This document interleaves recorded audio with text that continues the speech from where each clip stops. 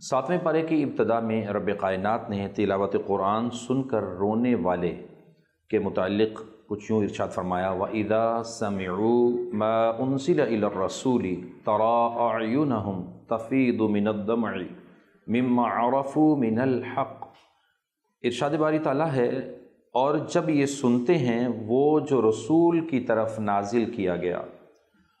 تو تم دیکھو گے ان کی آنکھیں آنسوؤں سے ابل پڑتی ہیں، اس لیے کہ وہ حق کو پہچان گئے۔ کہتے ہیں یقولون ربنا آمنا فاکتبنا مع الشاہدین، کہتے ہیں اے ہمارے رب ہم ایمان لائے پس تو ہمیں حق کے گواہوں کے ساتھ لکھ دے۔ تو رب کائنات نے قرآن مجید فرقان حمید کے اندر ایمان والوں کے بہت اچھے اوصاف کو جہاں جہاں بھی ذکر فرمایا ہے کہ وہ ان کے اعلیٰ ترین اوصاف، ان اوصاف میں ایک وصف جو ہے وہ راہ خدا میں اللہ تبارک و تعالیٰ کی بارگاہ میں اور خصوصی طور پر اللہ کی نشانیوں حق کو پہچاننے کے بعد اس خوشی کے اندر یا رب تعالیٰ عز و جل سے ایک لگاؤ کے بعد، ایک تعلق کے بعد آنکھوں سے آنسوؤں کا نکلنا،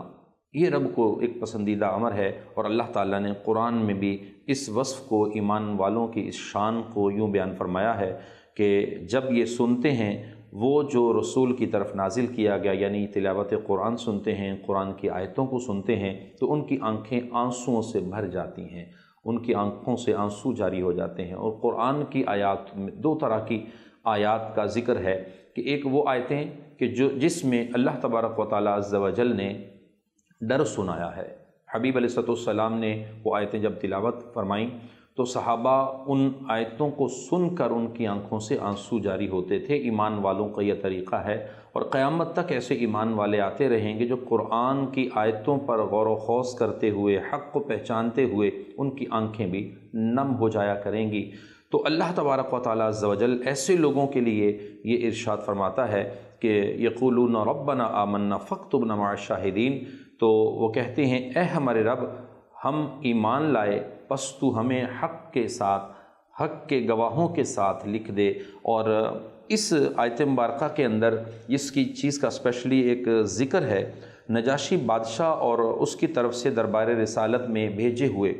وفد کے لوگ تلاوت قرآن سن کر رو پڑے تھے، شان نزول اور ان کا یہاں پر اسپیشلی ذکر کیا گیا۔ لیکن اسی کے ساتھ یاد رکھیے گا ایمان والے جو قیامت تک اللہ اور اس کے رسول کے احکام کو سمجھیں گے، قرآنی آیات کو سمجھیں گے، ان کی کیفیات بھی اس طرح کی ہوتی ہیں، ہوتی رہیں گی، اور اللہ ایسے لوگوں کو پسند بھی فرماتا ہے۔ اگلی آیت مبارکہ کے اندر ایک اور مقام پر رب کائنات اسی سورہ مائدہ میں ارشاد فرماتا ہے یا ایھا الذین آمنوا لا تحرموا طیبات ما احل اللہ لکم ولا تعتدوا۔ ارشاد باری تعالیٰ ہے کہ حلال کو حرام قرار نہ دو، یعنی حلال کو حرام، حرام کو حلال قرار دینے کی وہ مانعت بیان کی گئی، اور ارشاد فرمایا گیا یا ایھا الذین آمنوا، اے ایمان والو، لا تحرموا طیبات ما احل اللہ لکم ولا تعتدوا، ان پاکیزہ چیزوں کو حرام نہ ٹھہراؤ، حرام قرار نہ دو جنہیں اللہ نے تمہارے لیے حلال اور طیب فرمایا ہے، ولا تعتدوا، اور حد سے نہ بڑھو۔ اور اسی طرح آگے ارشاد فرمایا ان اللہ لا يحب المعتدین، بے شک اللہ حد سے بڑھنے والوں کو ناپسند فرماتا ہے۔ اچھا، اس آیت مبارکہ کے اندر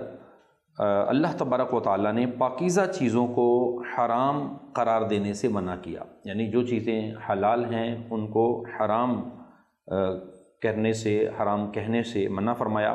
اس سے وہ لوگ عبرت پکڑیں جو مقبولان بارگاہی الہی کی طرف منسوب ہر چیز پر حرام کا فتویٰ لگا دیتے ہیں، یعنی مقبولان خدا کی طرف منسوب چیزوں سے یہاں مراد جو چیز بیان کی گئی کہ اللہ تبارک و تعالیٰ عز و جل کے نیک بندے مقبولان خدا، جس طرح کہ 11ویں شریف کا ذکر آتا ہے، اور اسی طریقے سے مختلف اولیاء کے نام پر اگر کوئی ایصال ثواب کے جانور یا کوئی ایسی چیز ان کی طرف منسوب کرتا ہے اور پھر اس کو بعد اس کو اللہ کی لیے ذبح کرتا ہے، اللہ کی راہ میں اس کو ذبح کرتا ہے۔ تو بعض لوگ کیا کرتے ہیں، معاذ اللہ کوئی دلیل ان کے پاس نہیں ہوتی، لیکن باوجود ان ساری چیزوں کے وہ معاذ اللہ اس حلال اور طیب رزق کو، چیز کو، اس حلال کو حرام کر رہے ہوتے ہیں محض اپنے ایک فتوے سے۔ تو لہٰذا بے علم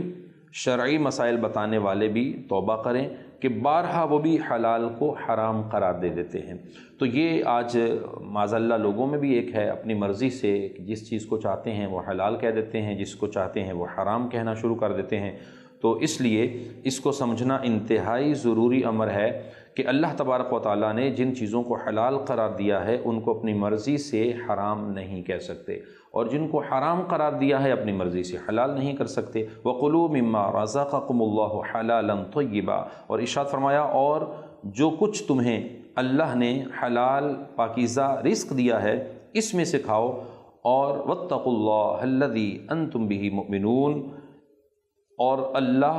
سے ڈرو جس پر تم ایمان رکھنے والے ہو یا جس پر تم ایمان رکھتے ہو۔ یعنی اللہ تبارک و تعالی عز و جل سے ڈرتے رہنا، رب تعالی عز و جل کی بارگاہ میں اپنے آپ کو جھکائے رکھنا، پیش رکھنا، یہ رب کائنات کو پسند ہے۔ اور اللہ کے احکام کے خلاف جانا،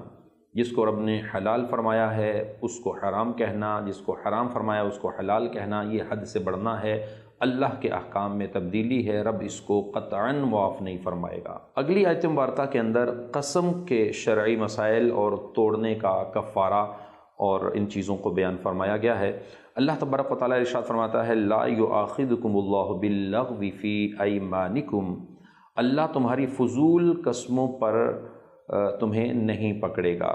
ولیکن یؤاخذکم بما عقدتم الایمان، ارشاد فرمایا البتہ ان قسموں پر گرفت فرمائے گا جنہیں تم مضبوط کر لو، یعنی جو قسمیں آپ کی منعقد ہو گئیں۔ اور فکفاراتہ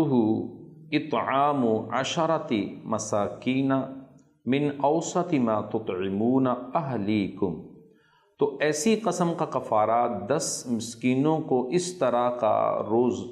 طرح کا درمیانے درجے کا کھانا کھلانا ہے جو تم اپنے گھر والوں کو کھلاتے ہو۔ تو کیا معلوم ہوا کہ قسم کے کفارے کے اندر یہ بات لازم ہے کہ 10 مسکینوں کو اس درمیانے درجے کا کھانا کھلایا جائے کہ جو گھر میں بھی عموماً پکتا ہے۔ تو جو گھر کا عمومی کھانا ہے کم سے کم اس لیول کا کھانا ہو، ایسا نہیں ہے کہ اس سے گھٹیا مقدار کی طرف کم میں ایک سستے کے معاملے کے لیے بالکل ایسا کھانا کھلایا جائے کہ جو اس سے کم ہو۔ تو آگے جو ارشاد فرمایا او کسوتہم او تحریر رقبہ، یا ان 10 کو کپڑے دے دو، اور یا پھر رقبہ کا مطلب ہے مملوک غلام۔ اس دور کے اندر یہ احکام اب کے لیے نہیں ہے چونکہ اب غلامی کا نظام موجود نہیں ہے، تو اس لیے اس دور میں ہوتا یہ تھا کہ جب غلام ہوا کرتے تھے تو ان کو آزاد کروایا جاتا تھا۔ یہاں بھی ایک بڑی پیاری حکمت بیان کی گئی کہ جب ابتدائی اسلام تھی، چونکہ اس وقت عرب کے اندر اور دنیا بھر میں یہ غلامی کا ایک نظام رائج تھا، تو اللہ تعالیٰ نے قرآن مجید کی ان آیات کے تحت، قرآن کی آیات میں، قرآن کے احکام میں حکمتیں موجود ہیں۔ انسان چونکہ فطرتاً آزاد ہے تو رب کائنات نے نبی کریم صلی اللہ علیہ وسلم پر قرآن کی آیتیں نازل فرمائیں، اور ان کا مقصد اور جو واضح طور پر ان سے رب کی چاہت یہی تھی کہ یہ جو مملوک سسٹم ہے، غلامی کا سسٹم ہے، ان کو مختلف شکوں کے ذریعے سے ختم کیا جائے۔ اور یہ الحمدللہ اسلام کے آنے کے بعد بڑی تیزی سے کہیں قسم کے کفارے کے اندر غلاموں کو آزاد کیا گیا، کہیں رسول اللہ صلی اللہ علیہ وسلم کی احادیث آئیں، نبی علیہ السلام نے فرمایا جو ایک غلام کو آزاد فرمائے گا، آزاد کرے گا اللہ اس کو جہنم سے آزاد کرے گا۔ تو اس طرح کی بیسیوں احادیث اور فضائل اور مناقب کے بعد اللہ تبارک و تعالی عز و جل کے ان احکام کو سننے کے بعد صحابہ کرام علیہم رضوان نے اپنی زندگیوں میں کئی غلام آزاد کیے، سینکڑوں ہزاروں لوگ اور نسلیں آزاد ہو گئی۔ تو اس کے بعد بڑی تیزی کے ساتھ مسلمانوں سے جو غلامی کا یہ جو نظام تھا یہ ختم ہوتا چلا گیا۔ تو یہاں پر اب ایک وہ وقت ہے کہ الحمدللہ اب غلامی کا وہ نظام نہیں ہے۔ تو پہلی وہ 2 صورتیں، 2 چیزیں کہ 10 مسکینوں کو کھانا کھلانا اور 10 کو کپڑے دینا، یہ چونکہ اب موجود ہے تو اس پر عمل کیا جاتا ہے۔ اور فَمَن لَّمْ يَجِدْ فَصِيَامُ ثَلَاثَةِ أَيَّامٍ، اور آگے جو ارشاد فرمایا تو جو نہ پائے، جس کے پاس اتنی رقم اور پیسہ نہ ہو کہ وہ 10 مسکینوں کو کھانا کھلا سکے، 10 کو کپڑے دے سکے، تو اس کے لیے حکم شرع یہ ہے کہ وہ 3 دن کے روزے رکھ لے۔ ذَلِكَ كَفَّارَةُ أَيْمَانِكُمْ إِذَا حَلَفْتُمْ، فرمایا کہ یہ تمہاری قسموں کا کفارہ ہے جب تم قسم کھا لو۔ وَاحْفَظُوا أَيْمَانَكُمْ، اور اپنی قسموں کی حفاظت کرو۔ اور ارشاد فرمایا کہ اللہ تبارک و تعالیٰ نے یہ جو احکام یہاں اس آیت مبارکہ میں بیان کیے ہیں، قسموں کی حفاظت کی صورت یہ ہے کہ انہیں پورا کیا جائے، جبکہ اس میں شرعاً کوئی حرج نہ ہو، اور یہ بھی حفاظت کی صورت ہے کہ قسم کھانے کی عادت ترک کی جائے۔ یعنی 2 کام ہے قسم کے حوالے سے بڑے اہم اور سمجھنے کے۔ نمبر 1 یہ ہے کہ جب کبھی کوئی کسی جگہ کسی مقام پر اس نے قسم کھا لی، تو اب اس کی صورت یہ ہے کہ اگر وہ جائز ہے اور وہ معاملہ بجا لا سکتا ہے تو اس کو پورا کرے، قسم کو برقرار رکھتے ہوئے، قسم کو باقی رکھتے ہوئے اس پر عمل کرے اور اس کی حفاظت کرے۔ دوسری چیز یہ ہے کہ اس کی حفاظت کے لیے یہ ضروری امر ہے کہ وہ یہ عادت بنائے کہ قسم کھانی ہی نہیں ہے، تو انشاءاللہ قسم کی جو اس کو ترک کرے، قسم نہیں کھانی۔ جب یہ عادت بنے گی تو ایک گناہ سے بچنے کی طرف بھی جائے گا۔ اسی طرح اگر کوئی گناہ کرنے کی قسم کھا بیٹھے تو ایسی قسم کو پورا کرنا واجب نہیں ہے۔ تو اللہ تبارک و تعالیٰ نے قرآن مجید فرقان حمید میں قسم کے ان احکام کو بالترتیب اور مکمل طور پر بیان فرمایا ہے، اور ارشاد فرمایا كَذَلِكَ يُبَيِّنُ اللَّهُ لَكُمْ آيَاتِهِ لَعَلَّكُمْ تَشْكُرُونَ، اس طرح اللہ تم سے اپنی آیتیں بیان فرماتا ہے تاکہ تم شکر گزار ہو جاؤ۔ تو رب کائنات نے قرآن مجید فرقان حمید میں احکام کو کئی مقامات پر بہت عام فہم اور آسان انداز میں اور مکمل احاطے کے ساتھ چیزوں کے بالکل واضح بیان فرما دیا ہے۔ لیکن اب مسئلہ یہ ہے کہ جب ہم قرآن کو نہیں پڑھتے، احادیث کو نہیں سمجھتے اور رسول اللہ صلی اللہ علیہ وسلم کے احکام کی طرف توجہ نہیں کرتے، تو اس کا نتیجہ یہ نکلتا ہے کہ بیسک چیزیں جو اسلام کی ہوتی ہیں، دین کی ہوتی ہیں، وہ ان بیسک چیزوں کے اندر بھی بڑی بڑی غلطیاں کر رہے ہوتے ہیں، اور اس کا نقصان یہ ہوتا ہے کہ ہماری نیکیاں غارت ہو رہی ہوتی ہیں، گناہ بڑھ رہے ہوتے ہیں، اور زندگی جو ہے وہ بڑی تیزی سے ختم ہوتی ہوئی معاذ اللہ جہنم کے ان گڑھوں کی طرف بڑھ رہی ہوتی ہے۔ تو ایمان والوں کو چاہیے کہ وہ جہاں پر اپنی زندگی کو، اپنے ایام کو اللہ اور اس کو رسول کی اطاعت کی طرف گزارنے کی نیت رکھتے ہیں، وہاں وہ اپنی توجہ کو اس نیت کے ساتھ جوڑ لیں۔ جب نیت بھی ہوگی، توجہ بھی ہوگی، تو اب عمل وجود میں آئے گا، اور جب عمل وجود میں آئے گا تو وہ عمل آپ کی زندگی کو بہتر سے بہتر کرتا چلا جائے گا۔ یاد رکھیے گا، جب بھی آپ کسی کام کی نیت کرتے ہیں، ارادہ کرتے ہیں، لیکن اس کو عملی طور پر جو ہے وہ اس کی طرف نہیں جاتے، پریکٹیکل اس کی طرف نہیں جاتے، تو کیا ہے کہ وہ آپ کی نیت بیکار چلی جاتی ہے، اس کا کچھ فائدہ نہیں ہوتا۔ تو اسی طرح احکام شرع کے حوالے سے بھی یاد رکھیں، جب آپ اس کام کی، اس چیز کی نیت کریں تو اب ہمت کریں، اس پر عمل کی طرف جائیں اور عادت بنائیں۔ انشاءاللہ اللہ کے فضل و کرم سے دنیا اور آخرت میں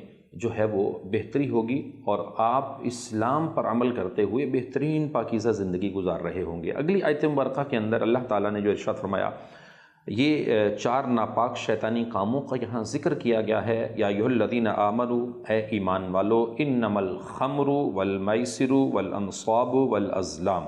رجس من عمل الشیطان۔ اللہ نے اس آیت مبارکہ میں 4 چیزوں کا ذکر کیا۔ پہلی چیز فرمایا کہ انما الخمر، بے شک شراب، والمیسر جوا، والانصاب اور بت، اور فرمایا والازلام، اور قسمت معلوم کرنے کے لیے یہ لوگ کیا کرتے تھے؟ تیر چلایا کرتے تھے۔ رجس من عمل الشیطان، یہ ناپاک اور شیطانی کام ہیں۔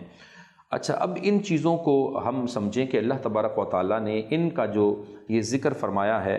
کہ اس سے مراد کیا کیا ہیں۔ تو بت سے مراد کیا ہے؟ اس سے مراد وہ پتھر ہیں جس کے پاس کفار اپنے جانور ذبح کیا کرتے تھے، اور اس سے مراد وہ بت ہیں کیونکہ انہیں نصب کر کے وہ لوگ ان کی پوجا اور اس کی طرف بھی جایا کرتے تھے۔ تو اس وجہ سے اس کو، بت کو، شراب کو، جوئے کو شیطانی کام قرار دیا گیا۔ اور آگے ارشاد فرمایا فَاجْتَنِبُوهُ لَعَلَّكُمْ تُفْلِحُونَ۔ تو ارشاد فرمایا تو ان سے بچتے رہو تاکہ تم فلاح پا جاؤ، تم کامیاب ہو جاؤ۔ زمانہ جاہلیت میں کفار نے 3 تیر بنائے ہوئے تھے، ان میں سے ایک پر ہاں ایک پر نہیں، اور دوسرے پر جس طرح ایک نہیں لکھا تھا اور تیسرے کو خالی رکھتے تھے۔ جب کوئی سفر یا کسی اہم کام کے لیے جانا چاہتا تو وہ تیروں کو وہ چلاتے، تو اس کے اندر سے جو جواب آتا اس پر عمل کرتے۔ تو یہ ایک عجیب و غریب طرح کا ان کا ایک فعال نامہ تھا، ایک انداز تھا، تو قرآن نے اس کو واضح طور پر منع کیا۔ آج بعض لوگوں نے بھی اسی طرح کی مختلف معاملات اور چیزوں کو پال رکھا ہے، مختلف طرح کے فال نکالنے والے،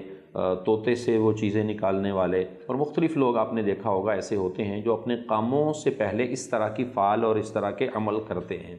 تو یاد رکھیے گا یہ قطعاً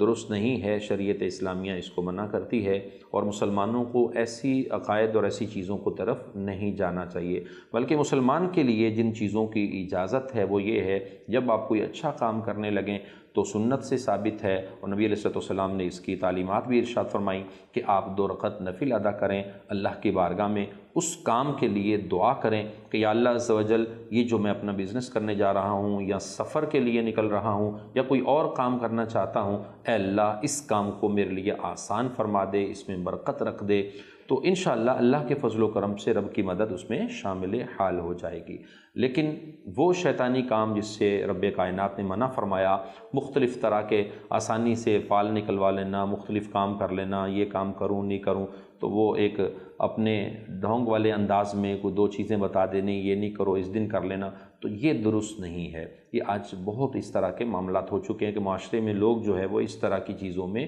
پڑنا شروع ہو چکے ہیں۔ اگلی آیت مبارکہ کے اندر رب کائنات نے ارشاد فرمایا کہ انما یرید الشیطان ان یوقع بینکم العداوۃ والبغضاء فی الخمر والمیسر ویصدکم عن ذکر اللہ وعن الصلاۃ۔